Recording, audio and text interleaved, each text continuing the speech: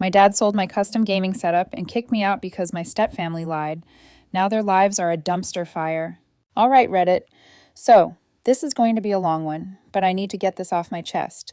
My name's Joy, female, and I am 19 now. But this story starts when I was 17 and still living in what I thought was my home, but was apparently just temporary housing. My mom died when I was 8, cancer. Dad never really talked about it much after the funeral, just said we had to move forward and be strong. Whatever that meant to a third grader who just wanted her mom back. Dad remarried when I was 12 to this woman, Carla, female, 47. She had a daughter, Maddie, female, who was also 12 at the time. From the start, it was obvious I was the outsider in this new setup, not in ways my dad would easily notice, but in all those small, everyday interactions that slowly pile up. Carla would make dinner and somehow always forget to make enough for me. She'd do laundry, and somehow my clothes would still be dirty afterward. Or they'd come out with mysterious stains that weren't there before. When I'd mention it to Dad, she'd act all innocent like, "Oh my goodness, I'm so sorry. I must have grabbed the wrong detergent." Maddie was a piece of work from the beginning. Typical spoiled princess type who'd learned that tears and drama got her whatever she wanted. She'd break something, blame me, and somehow I'd be the one getting lectured about taking responsibility. The worst part was how Dad handled it all.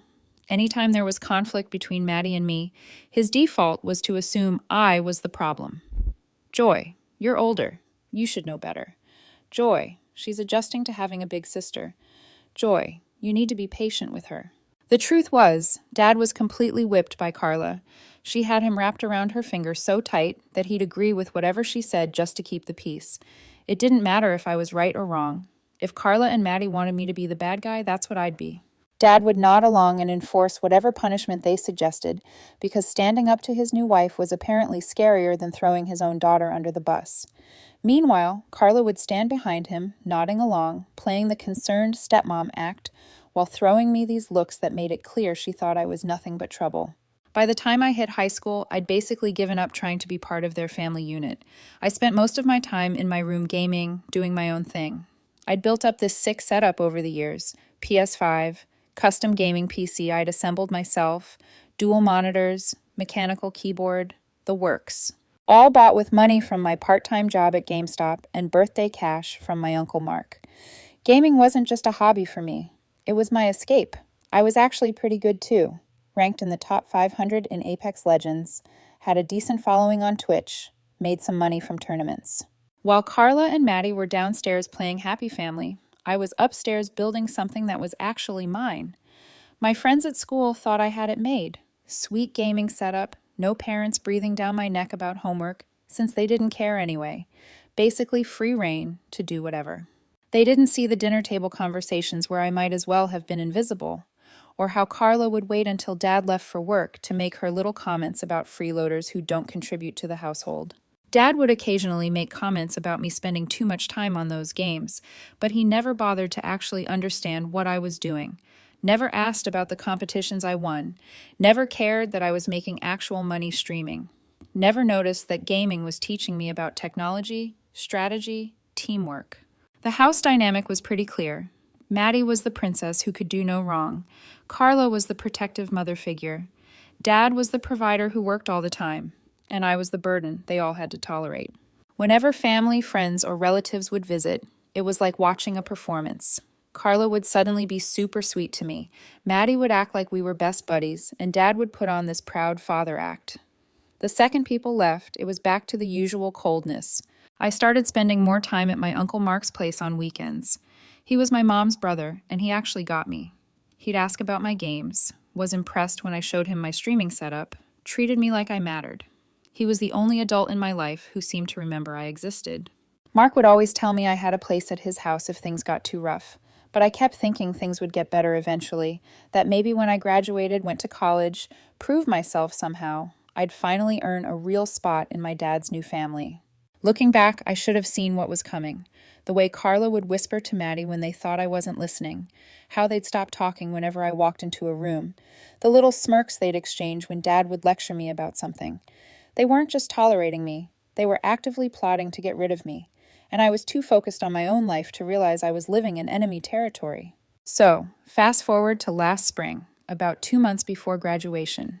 I'm 17, working part-time, keeping my grades up, basically staying out of everyone's way, and focusing on my own goals. I'd been saving money for college, about $8,000, in an account that Dad had helped me set up when I was younger. Between my GameStop job, tournament winnings, and streaming revenue, I'd been steadily building up funds for tuition and a decent gaming setup for my dorm room. My daily routine was pretty simple: school, work, home, gaming, sleep. I'd gotten accepted to a few colleges and was planning to major in computer science. Dad seemed proud when the acceptance letters came in, which was about as close to parental approval as I ever got. Then came the day that nuked my entire life. I was upstairs in my room in the middle of a ranked match when I heard this commotion downstairs. Maddie was crying. Not unusual. She cried about everything from broken nails to homework assignments. But this was different, more dramatic. Through my headset, I could hear Dad's voice getting louder. Carla making those sympathetic mom noises she did whenever Maddie needed backup. I finished my match and took off my headphones just as Dad's footsteps started pounding up the stairs. He burst into my room without knocking, something that always pissed me off, but I'd learned not to complain about. His face was red, that vein in his forehead bulging the way it did when he was about to lose it completely. "Where's the money?" he demanded. "What money?" I asked, genuinely confused. "Don't play dumb with me, Joy. Maddie had $2,000 saved up for her senior trip, and now it's gone. She says you're the only one who knew where she kept it." I just stared at him. $2,000? Dad, I have no idea what you're talking about. I didn't even know Maddie had that much money saved up. She kept it in her room in that jewelry box Grandma gave her. The same room that shares a wall with yours. The same room you walk past every day. The way he was looking at me, like I was already guilty, like my explanation was just some pathetic attempt to cover my tracks, it hit me that he'd already made up his mind before even coming upstairs. "Dad, I swear on Mom's grave, I didn't take any money from Maddie. I wouldn't even go in her room. You can check my bank account, check my wallet, whatever you want." "Your bank account?" He laughed, but not in a funny way. "You think I'm stupid? You think if you stole cash, you'd deposit it in your own account?" That's when I realized this wasn't a conversation or an investigation. This was an execution. "Can I at least talk to Maddie? Ask her exactly when she noticed the money was missing? If she told anyone else about it?" "You stay away from your sister," he snapped. "She's been through enough today without having to deal with you trying to manipulate her." "Sister?" That word always stung when he used it to describe Maddie while talking to me like I was some outsider. I tried explaining that I'd been at work during most of the time periods when the money could have gone missing, that my coworkers could verify my schedule, that I had my own money and no reason to steal from anyone. None of it mattered. Dad had made his choice, and I could see Carla standing in the doorway behind him with this satisfied look on her face, like she was watching her favorite movie. "Pack your gaming stuff," Dad said. "All of it. I'm selling it tomorrow." "What? Dad, no, you can't do that. I paid for that equipment with my own money. I have receipts for everything." "Money you earned while living in my house, eating my food, using my electricity. Money that apparently wasn't enough for you, so you had to steal from your sister." I felt like I was in some nightmare where everyone was speaking a different language. Nothing I said was getting through to him. "Dad, please, just listen to me for 1 second. I didn't steal anything. You know me. You raised me. When have I ever stolen anything from anyone?" But as soon as I said it, I realized the problem. He didn't know me. He'd been so busy building his new family with Carla and Maddie that he'd never bothered to actually know who I was. To him, I was just this obligation left over from his first life, someone he had to house and feed until I turned 18, but not someone he actually understood or trusted. The look in his eyes made it clear that, in his mind, I'd already been tried and convicted. Now he was just carrying out the sentence. The next morning, I woke up to the sound of strangers. Dad had posted my entire gaming setup on Facebook Marketplace at like 6 a.m. By the time I got downstairs for breakfast, people were already showing up to look at my stuff. My custom PC that I'd spent months researching and building, gone to some college kid for half what the components cost. My PS5 that I'd waited in line for 4 hours to get on launch day, sold to a dad buying it for his son's birthday. My dual monitor setup, my mechanical keyboard, my gaming chair, my headset, all of it scattered to random strangers who had no idea what those things meant to me. I stood in my doorway watching people carry away pieces of my life while Dad counted cash like he was running a garage sale. Every time I tried to say something, he'd give me this look that said, "Don't even think about it." The worst part was losing my streaming equipment. I'd been building a decent following on Twitch, had some sponsors interested in partnerships, was making enough money to actually help with college expenses. All of that vanished in one morning because of something I didn't even do. By noon, my room was empty except for my bed, desk, and clothes. 5 years of building something that was mine, something I was proud of, something that gave me purpose, all gone in 4 hours. One buyer, this middle-aged dude picking up my monitors, actually asked if I was sure I wanted to sell them because they looked barely used. Dad jumped in before I could answer, saying I was moving away for college and downsizing. The guy nodded and handed over the cash, but he kept looking at me like something wasn't right about the whole situation. I tried one more time to reason with Dad after the last buyer left. "Dad, can we please just talk about this? I know you're angry, but I'm telling you the truth. I didn't take Maddie's money. This whole thing is a huge mistake." He was counting the cash from the sales, making neat piles of 20s and 50s on the kitchen counter. "The only mistake," he said without looking up, "was me thinking I could trust you. Your mom would be ashamed of what you've become." That line hit me like a physical punch. Using my dead mother to guilt-trip me over something I didn't do. That was a new low, even for him. "Don't you dare bring Mom into this," I said. And for the first time in my life, I didn't back down from confronting him. "Mom would be ashamed of how you've treated me since she died, how you replaced me with Carla's family and made me feel like a stranger in my own house." Dad's face went dark. "Your house? This isn't your house, Joy. This is my house, where you've been allowed to live out of the goodness of my heart. And apparently that was a mistake, too." "Allowed to live? I'm your daughter." "You're a thief," he said flatly, "and thieves don't get to make demands." That afternoon, I was sitting in my empty room trying to process what had just happened when Dad appeared in my doorway again. "We need to talk about college," he said. For a second, I thought maybe he was going to help me figure out how to replace my gaming equipment, or at least acknowledge that selling everything I owned was an extreme reaction. "I've been thinking about your college fund," he continued. "That money was meant to give you a good start in life, to help you become a responsible adult. But after what happened yesterday, I don't think you've earned that investment." My stomach dropped. "What are you saying?" "I'm saying that $8,000 is going to pay for Maddie's senior trip and some of the other expenses you've caused this family. Thieves don't deserve college funds." I couldn't believe what I was hearing. "Dad, that's my money. I saved most of it myself. You can't just take it. It's in a joint account with my name on it. I can do whatever I want with it, and what I want is for you to learn that actions have consequences." He wasn't lying. It was a joint account he'd opened in both our names when I was a kid. So technically, he could take every penny and the bank wouldn't care. I just never thought he'd actually do it. "What actions? I didn't do anything." But he was already walking away. Over his shoulder, he said, "You have until Sunday to find somewhere else to live. I won't have a thief in my house anymore." That was it. 17 years of being his daughter, reduced to a 3-day eviction notice. I called Uncle Mark that night, barely holding it together long enough to explain what had happened. He didn't ask a lot of questions, just said, "Pack whatever you can fit in my truck. I'll be there in 2 hours." When Mark showed up, Dad was waiting in the driveway like he was expecting some kind of confrontation. But Mark just helped me load my clothes and the few personal things I had left, then handed Dad a piece of paper. "My address and phone number," Mark said quietly, "in case you ever come to your senses and want to apologize to your daughter." Dad crumpled up the paper without looking at it.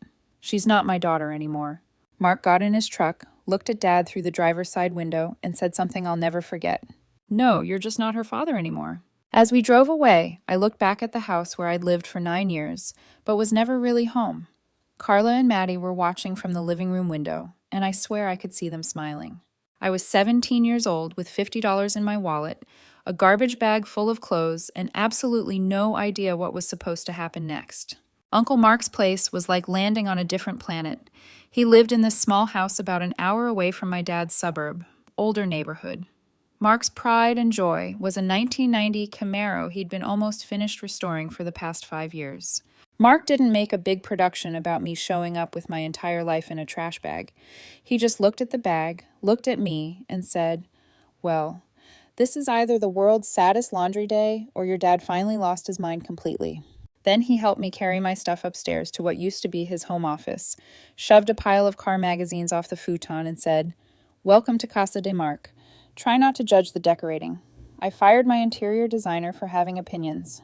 That first night, we ordered pizza from this place that apparently knew Mark's order by heart because he just called and said, "It's Mark, send the usual," and hung up. While we waited, he asked me to walk him through what had happened. "So, let me get this straight," he said when I finished.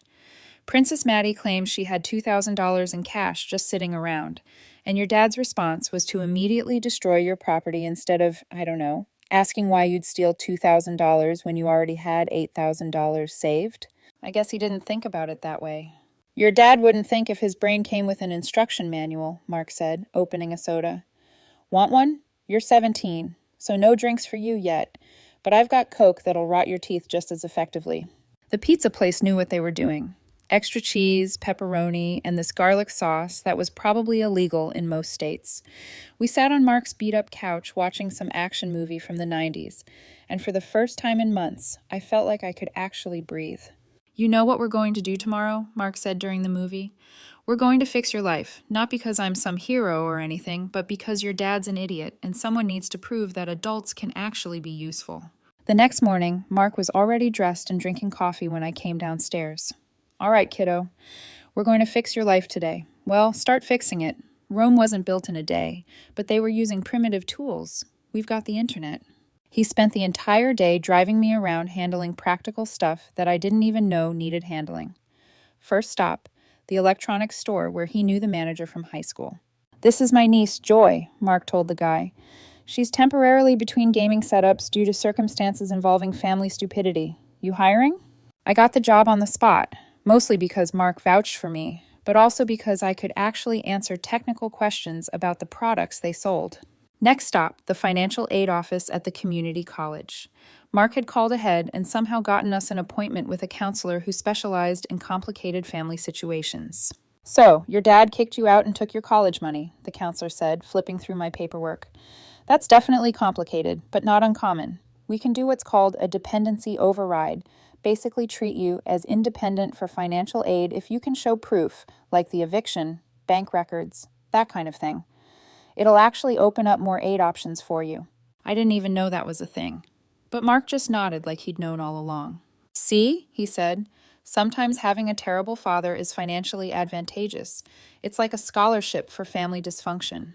By the end of the week, Mark had co-signed on a basic laptop for me. "It's not a gaming rig, but it'll run Excel and disappointment," he joked. He helped me set up a new bank account at a credit union where his buddy from work was a loan officer and somehow acquired a used Xbox and monitor from a guy who owed him a favor.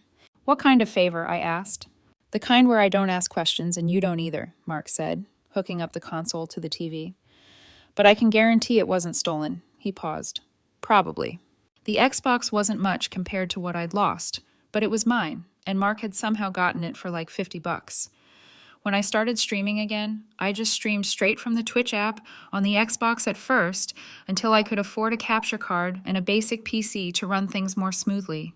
Mark would wander by occasionally and make comments like, "Is that the part where you shoot the bad guys or are they shooting you? It's hard to tell from all the swearing." Mark showed support in weird ways.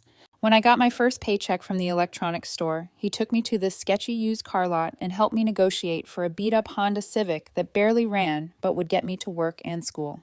"The secret," he told the salesman, "is that we're not desperate buyers. We're just broke. There's a difference." Somehow, we walked away with a car for $2,200 that was listed at $20,500. The salesman looked confused, but Mark just handed him cash and said, "Pleasure doing business with someone who appreciates honesty." When I got accepted to State University, Mark's celebration was buying a case of soda and a bag of chips, then sitting on the back porch explaining why my dad was an idiot.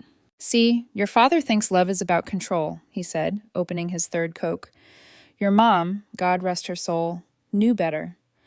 Love is about showing up. I show up, you show up, we eat terrible food and complain about life. That's family." He'd never say anything sentimental, but he'd do stuff like mysteriously know exactly when my streaming setup needed an upgrade, and have a friend getting rid of equipment who happened to sell things for exactly what I could afford. The best example was when I started getting stressed about college applications and whether I could afford everything. Instead of giving me a pep talk, Mark just left a printout on my desk of every scholarship I was eligible for, already filled out except for my signature, with a note that said, Sign these or I'm replacing your Xbox with a toaster.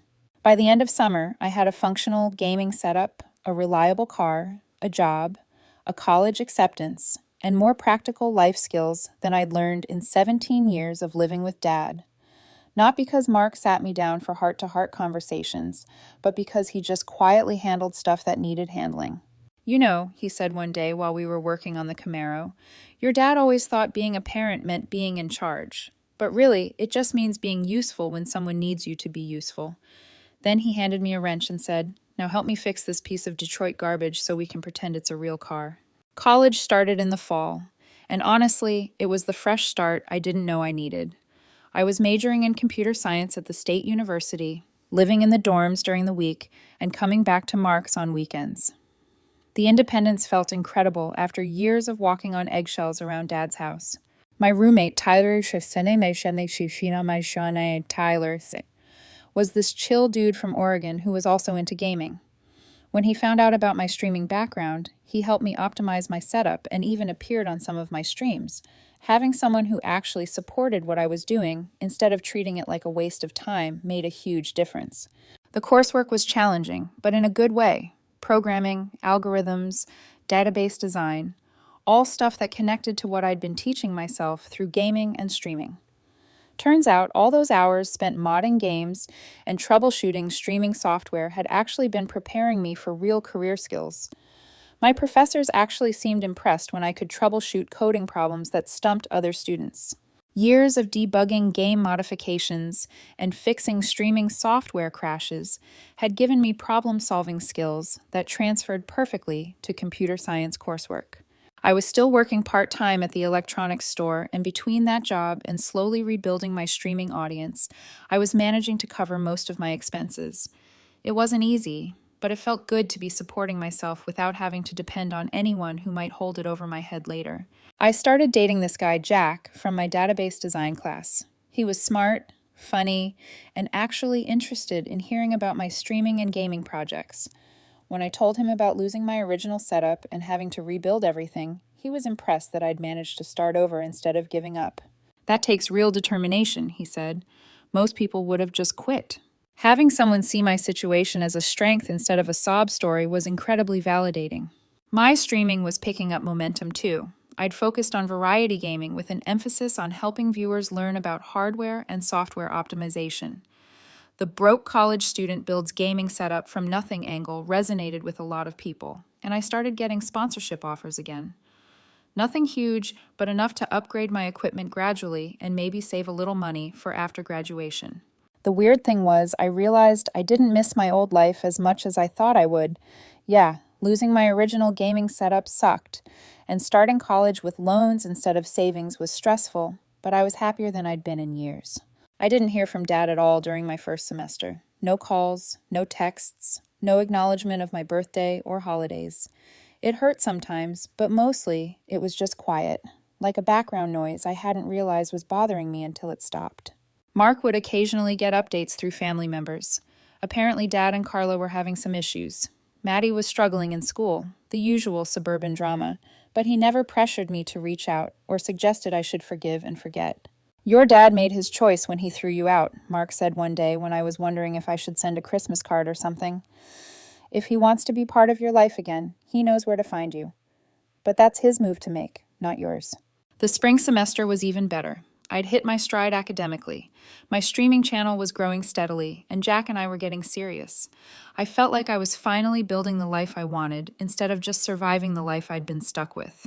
Then, about a week before finals, my phone rang with a number I hadn't seen in almost a year. It was Dad. I stared at the phone for 3 rings before answering. Part of me wanted to let it go to voicemail, but curiosity won out. Joy, it's your dad. His voice sounded wrecked, tired, desperate, maybe a little scared. I know you probably don't want to talk to me, but I need to tell you something about what happened last year. Some things have come to light. I didn't say anything, just waited. Maddie, she got arrested last week, shoplifting. But when the police searched her, they found illegal substances. When Carla and I confronted her about it, she admitted to some things. More silence from me. She'd been stealing money from around the house for months, including that $2,000 she said you took. She made the whole thing up because she needed someone to blame. I felt this weird mix of vindication and emptiness, like finally getting an apology for something that had already broken beyond repair. I know I screwed up, Joy. I should have believed you. I should have investigated before I destroyed your things. I want to make this right. Make it right how? I asked, my voice flat. Come home. I'll replace all your gaming equipment. Better stuff than you had before. We can put this behind us and be a family again. A family? I almost laughed. Dad, you kicked me out. You called me a thief. You sold my stuff and stole my college money. And now that you know the truth, you want to just reset everything? I made a mistake. You made a choice. You chose to believe Carla and Maddie instead of me. You chose to destroy my property instead of finding out the truth. You chose to throw me away instead of fighting for me. I could hear him breathing on the other end. My life got better after you kicked me out, I continued. I'm in college, I have a job, I'm with someone who actually gives a damn about me. I don't need you to fix anything. Joy, please. Carla and I are getting divorced. Maddie's situation it's bad. I'm going to be alone here, and I realize now that I threw away the only real family I had left. And there it was. He wasn't calling because he felt guilty about what he'd done to me. He was calling because his backup plan had fallen apart and he didn't want to be alone. So you want me to come back and be your emotional support daughter? Fill the gap now that your perfect little family exploded? I just thought, you thought wrong. I'm not your backup plan, Dad. I'm not going to come running back just because you finally figured out who the real problems were.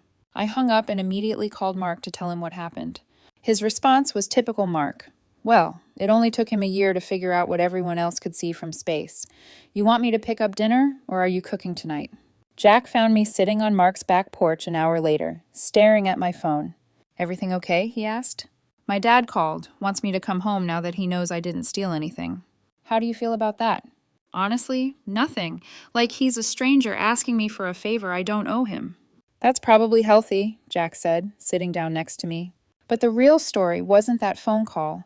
The real story was what I found out over the next few months through Uncle Mark's neighborhood connections and some strategic social media stalking. Roughly a year after Dad's pathetic phone call, I was back at Mark's place for the weekend when he walked in from the grocery store, grinning like he'd just won the lottery. You'll never guess who I ran into in the checkout line, he said, setting bags down on the kitchen counter. Who? Your old neighbor, Mrs. Patterson. Apparently, she's got some interesting updates about your father's situation. I was home for summer break, working full-time at a tech startup I'd landed through my professor's connections. Between that job and my streaming channel hitting 25,000 followers and a few hundred paid subs, I was actually making decent money for a college student. Let me guess, I said. The divorce is getting messy? Oh, it's way better than that. Mark started unpacking groceries, clearly enjoying having gossip to share. Apparently, Carla didn't just cheat with her personal trainer. She'd been running a full operation. Your dad's business partner, the neighbor, probably half the subdivision at this point. Damn! Gets better. When your dad found out about the business partner, it nuked his accounting firm. Turns out clients don't like their financial advisor having drama with the guy handling their books. He's basically broke now. Mark pulled out his phone and showed me a Facebook post from someone in Dad's old neighborhood.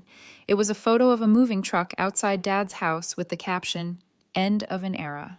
Carla got half of everything in the divorce, Mark continued, which wasn't much after the business collapsed. But here's the really good part. Maddie's situation got way worse. According to Mrs. Patterson, Maddie's drug problem had escalated to full-blown addiction. She'd been caught forging checks, stealing from neighbors, and had racked up serious debt with dealers who weren't patient about collection. She's in state prison now, Mark said. 3-year sentence for the check fraud and burglary charges. But that wasn't even the worst part. He showed me another screenshot. Apparently, someone had leaked a video of Maddie doing unspeakable things for drug money. The video had gone viral in their old school district. The internet is forever, Mark said with grim satisfaction. Every future employer, every potential relationship, every person who Googles her name is going to find that video.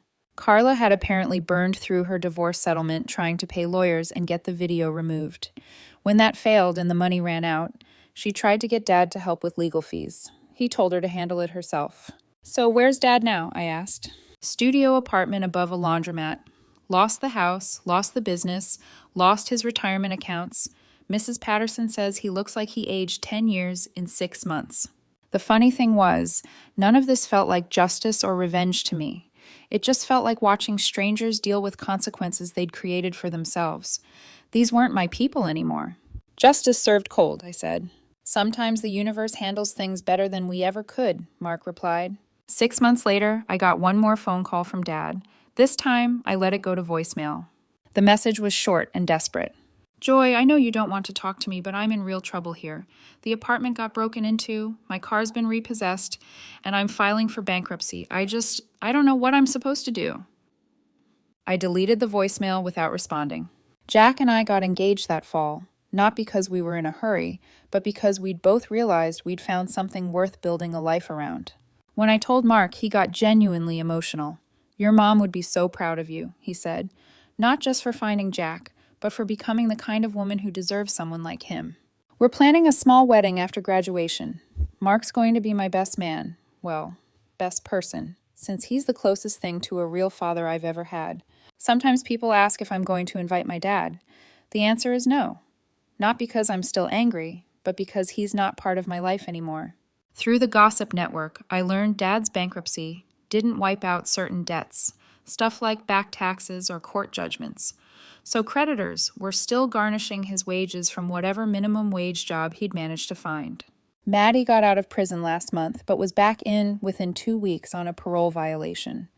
Carla's call center job barely covered rent on her studio apartment, and her reputation in their old social circle was completely destroyed. None of them had anywhere to run.